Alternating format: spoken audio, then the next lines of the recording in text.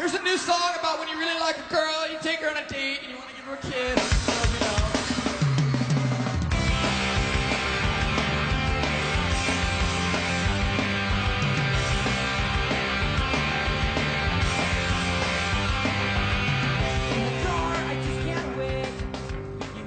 I'm Alyssa Harper. I'm a graphic design and art education major at Buffalo State. I've always had a really big interest in drawing. I mean, ever since I was really small, I'd pick up a pen, pencil, some crayons and stuff like that. I really never stopped drawing is the main thing. As an artist, this is really cool to get to create things and have other people like enjoy it.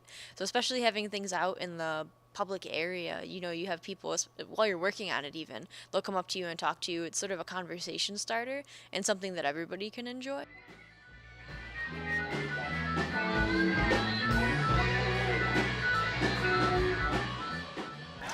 While I'm painting in a live show, it's a lot different than when you're painting alone. Usually I'll have some music turned up and I'll be, you know, looking at some reference images, painting at my own, you know, pace. But a live show when there's music and people all around, it sort of gets you amped up. And I don't want to say nervous, because I'm not too nervous when I'm painting. I just sort of go with the flow. But you really want to make sure that you have something neat at the end to show for it, you know? You take all that time painting, everybody's coming up to you, talking to you about what you're doing and why you're doing it. And you just really want to make sure you have something cool to show for it. Eye-opening experience to be able to have my work in a show that has so many prolific graffiti artists and local artists from Buffalo. So it was really nice. It was an interesting after party. There was a lot of really colorful work. And luckily one of mine had a lot of different colors in it. One was black and white, one was realistic tones, the other was a rainbow color, and then one was gold and black, which was my favorite. I got into art education because I was inspired by a high school art teacher. Really wanted to pass along some knowledge to some kids.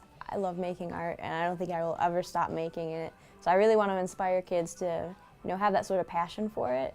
And even if they aren't going to be trained artists or even continue making art for the rest of their lives, at least I'll be able to help them become visually literate.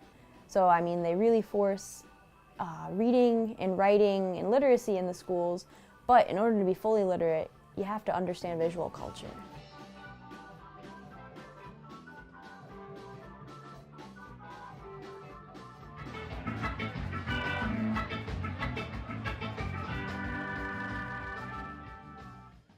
Practice makes perfect, as lame and, you know, predictable as that sounds, but I'm training to be an art teacher.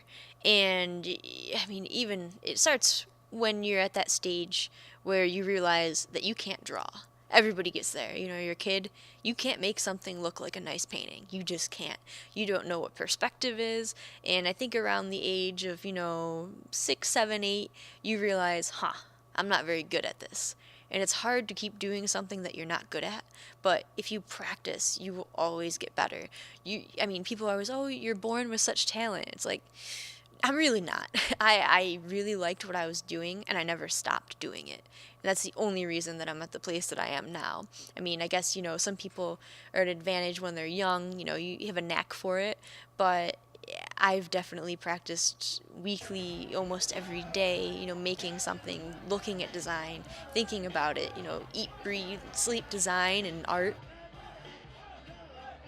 I really like to seek out artwork in person. It's always cool to see it on Instagram, you know, scrolling through on social media, but in order to see it and really get the full effect, you have to be there. You have to be in the space that it is. You know, to see a 2-story mural is amazing. And I've gone around to different parts of the country, you know, while I'm traveling, and I've searched out where murals are.